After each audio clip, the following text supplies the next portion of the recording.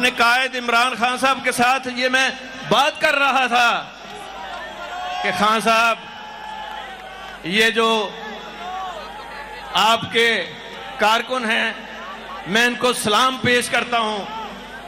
इन खवातीन को, बच्चों को, इनकी जुर्रत को, हिम्मत को, इस्तकामत को सलाम पेश करता हूं, जिन्होंने 25 मई को पूरा दिन पूरी रात बदतरीन पुलिस तशद्दुद के और खौफनाक शेलिंग का मुकाबला किया। इमरान खान के साथ खड़े हैं। ये एक बहुत बड़ा असासा है।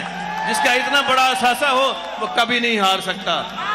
वो इंशाअल्लाह अल्लाह ताला फतह उसको नसीब करेगा। और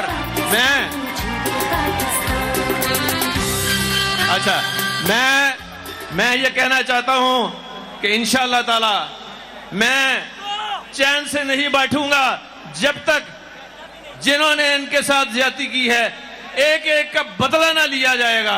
और ऐसा बदला लिया जाएगा कि उनकी सात पुश्तें याद रखेंगी कि कोई आया था और उसने जवाब इस तरह नहीं दिया था, ऐसा दिया था कि वो याद करेगा। लेकिन मैं कानून के तहत भी मुझे आता है कैसे इनको ठीक करना है इंशाअल्लाह।